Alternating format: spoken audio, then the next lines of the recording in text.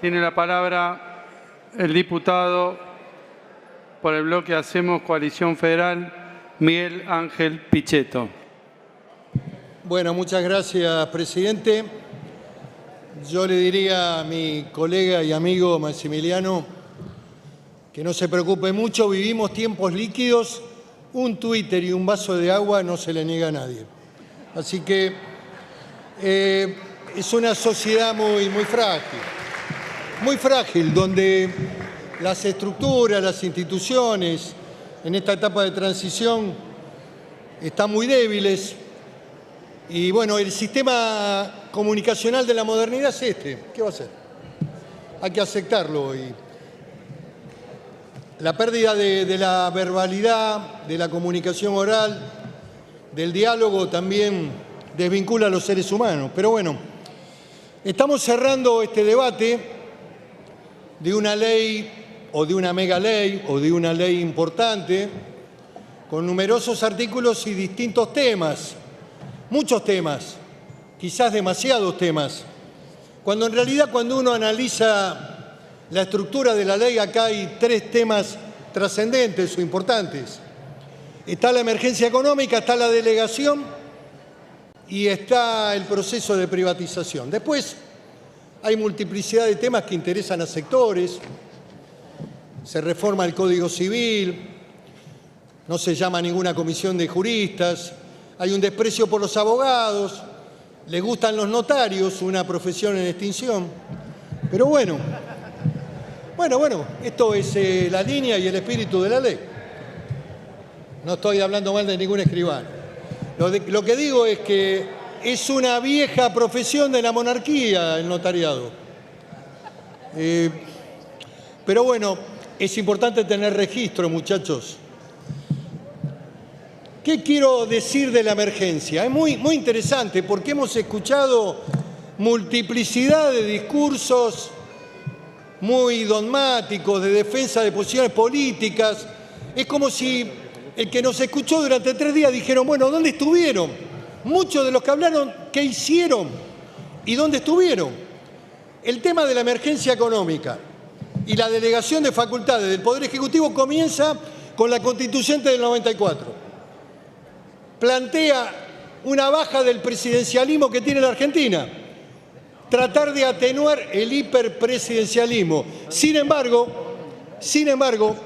lo consolida, lo agranda, porque el decreto de necesidad y urgencia y el marco de la emergencia para abordar todos los temas de la Argentina o la delegación de facultades para el presidente son una característica constante desde el año 2001 especialmente hasta la fecha, de que todos los gobiernos gobernaron en el marco de emergencias económicas, salvo el periodo final, los últimos 2 años de Mauricio Macri, donde dejó sin efecto la emergencia. No aplaudan, es un dato de la historia. Los dos primeros años gobernó con la emergencia. Gobernó con la emergencia que le había dejado el gobierno de Cristina Fernández de Kirchner. En el 2018 la derogó la emergencia y la delegación de facultades. Pero ¿dónde comienza esta historia? ¿Dónde se pudre este sistema? ¿O dónde empieza la crisis más dura que tuvo la Argentina? ¿Por qué no pone un poquito de silencio? Si no es un... Yo los escuché a todos, a las chicas las escuché. Les pido a todas. por favor que respeten al Hablaron diputado, todas. que estamos terminando Hablaron la todas jornada. leyendo, un tema que también conversaba hoy con Leopoldo Muró, que, muchachos, no hay que leer. La obligación es tratar de decir lo que uno piensa y siente. Es fácil venir a leer. La emergencia del 2001, en la crisis del 2001, determina la asunción del presidente Duhalde, y el presidente Duhalde lo primero que hace el 6 de enero instala una emergencia económica, financiera, digamos, de todas las atribuciones que venimos hablando, extensísima, pero fundamentalmente apunta a la modificación del sistema económico en términos de la eliminación de la convertibilidad. Cambia el sistema económico.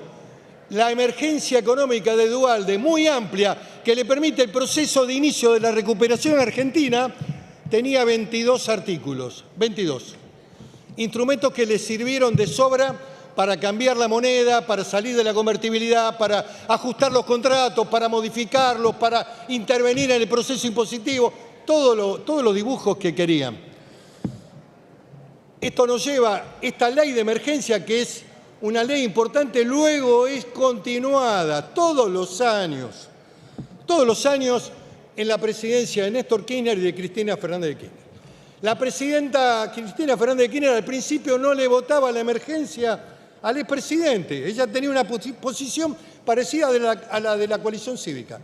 No quería votar emergencia, pero bueno, cuando tuvo el poder, también el pragmatismo indicó la necesidad de que tenía que tener los instrumentos que muchas veces requería el Poder Ejecutivo. Los poderes ejecutivos, siempre en tensión con los parlamentos, requieren de instrumentos rápidos. Bueno, entendible.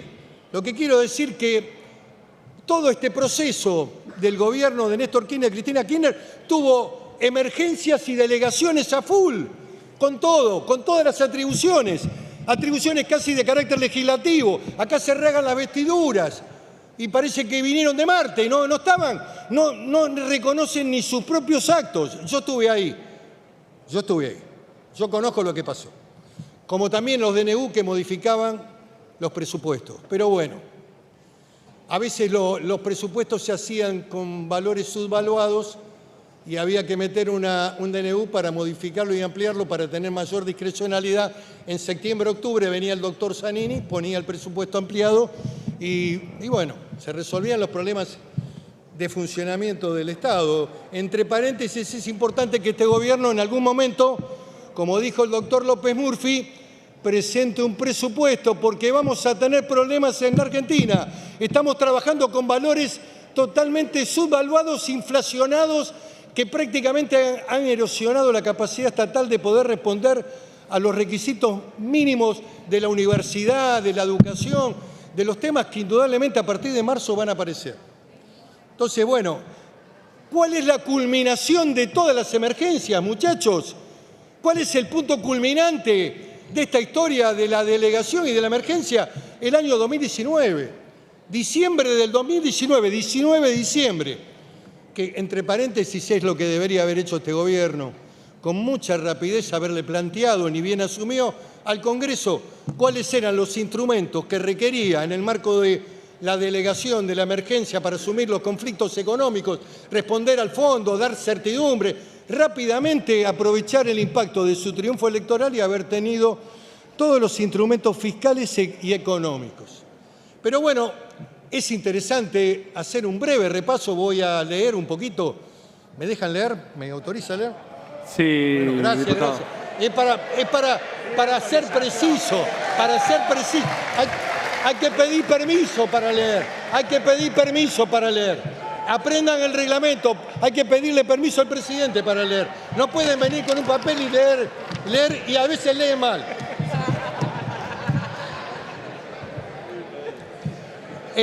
Declaración por un año del señor Alberto Fernández, moderado, por cierto. Hoy está en España, tranquilo. Declaración amplia por un año, contiene 11 títulos, 88 artículos. Acá crecimos un poquito más, 88. Plantea todas las atribuciones, declárase la emergencia pública en materia económica, financiera, fiscal, administrativa, previsional, tarifaria, energética, sanitaria, social, deléganse en el Poder Ejecutivo todas las facultades. En el 2020 le metieron con todo porque ahí apareció el COVID, aparecieron los médicos que nos dejaban en la casa durante un año y le metieron todas las emergencias para compra, para todo lo que se les ocurra. Acá está el canciller Cafiero, el diputado Cafiero, que sabe perfectamente lo que habla.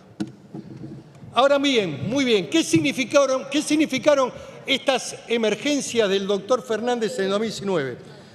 ¿Cuáles fueron las atribuciones que tuvo y que llevó adelante? Incluyó la modificación de reintegros a sectores vulnerables, contribuciones patronales, ajuste por inflación impositiva, bienes personales, impuesto al celular. Pusieron impuesto al celular. Impuesto país con varias modificaciones posteriores. Impuesto a créditos y débitos bancarios. Impuesto a las ganancias. tasa estadística, impuestos internos, derechos de exportación, haberes previsionales. Entre paréntesis, muchachos, no se rasguen mucho la vestidura porque está funcionando esta fórmula híbrida que no tiene... ¿Quién toca la campana? Dame 2 minutos más, viejo. Continúe, diputado. Todavía no empecé. No empecé todavía. No. Delegación previsional. La primera acción del presidente Alberto Fernández fue suprimir la fórmula previsional a los jubilados, que eran los que venía a reparar. Ustedes recuerdan el discurso de campaña, venía a reparar la situación tremenda que viven los jubilados. Y lo primero que hizo, le suprimió la fórmula de ajuste que tenía el 70% de inflación, el 30% de salario, Richter. Una fórmula de una potencia extraordinaria que un periodista económico de un gran medio argentino, muy sensible él, tenía razón, porque el gobierno anterior lo había sacado un trimestre. Un funcionario que andaba dando vuelta por ahí le dijo, vamos a sacarle un trimestre. Pero la fórmula era extraordinaria, ajustada por inflación y por aumento salarial. La suprimió y armó una fórmula híbrida después de un año. Después de un año armó una fórmula que no puso el ítem inflación. Por lo tanto, los jubilados están pagando hoy el deterioro del salario casi un 40%. Así que no nos rasguemos las vestiduras, muchachos. Esta es la historia, esto es lo que hicieron. Esto lo hicieron ustedes. Yo no estaba acá. Y lo votaron antes de irse de fiesta de Navidad. Antes de la Navidad estaba todo votado. Como votaron la emergencia económica para el gobernador de la provincia de Buenos Aires, donde todos los sectores de la chocolatería votaron todos. Todos votaron. Todos votaron. No doy interrupciones, amigo Leiva. Sé que la importancia que usted tiene sobre el tema Malvinas, pero bueno, algún día lo vamos a debatir ese tema también. No, el tiempo lo tengo todavía. Tengo el tiempo, tengo 15 minutos. ¿Todavía? ¿Cuánto va? Me está contando los 5 usted. Y yo tengo 15 como presidente de bloque. Hay un error del sistema. Así votaron en diciembre, antes de irse de vacaciones, todas las emergencias y todas las delegaciones para el gobernador y el 200% de aumento del ARBA, del inmobiliario, de las patentes. Todos felices. Nadie dijo nada. Bueno. A ver, lo que estamos votando es una emergencia económica y una delegación idéntica, de menor entidad incluso, en algunos temas de menor entidad que todo esto. Este es el corazón del proyecto central y quizás el más importante del gobierno. Estaba el capítulo fiscal. El otro día leo en un artículo periodístico que un periodista dice, los sectores opositores no querían votar el blanqueo y la moratoria. Bueno, todo el mundo tuvo, a partir de que asumió, un blanqueo y una moratoria. Esto tampoco se le niega a nadie en la Argentina. Cualquiera que asume una sociedad de fomento tiene un blanqueo y una moratoria. En la Argentina se usa habitualmente el blanqueo y moratoria. Y miren cómo es. El ministro de Economía, el que no vino, porque si hubiera venido, porque el deber de un ministro es la didáctica, es explicar. A ver, ¿para dónde vamos? Aún en la oscuridad hay que explicar, hay que decirle, mire, vamos por acá. Es importante ir por acá, tengan confianza. A ver, el Congreso, ayúdenme, vamos a sacar a la Argentina de la crisis. ¿Le costaba tanto decir eso? No vino. Pero bueno, tal vez estaba ocupado con el fondo, qué sé yo. Algún canje de bonos, qué sé yo. Lo que quiero decirle es que me parece muy importante que los funcionarios vengan al Congreso, que no le tengan miedo. No tienen que tenerle miedo. Los que han venido y nadie los agredió, nadie le pegó, nadie los insultó. Hubo debate, hubo discusión. Esas son las reglas de juego. ¿Qué pasa con el Congreso? El Congreso es una parte vital de la vida argentina y es un poder del Estado. Así como ayer dije que no podía interrumpirse las sesiones de este Congreso, los funcionarios del Poder Ejecutivo tienen que venir, no tienen que despreciarlo al Congreso. ¿Cuál es el otro tema importante que tiene esta ley? La privatización.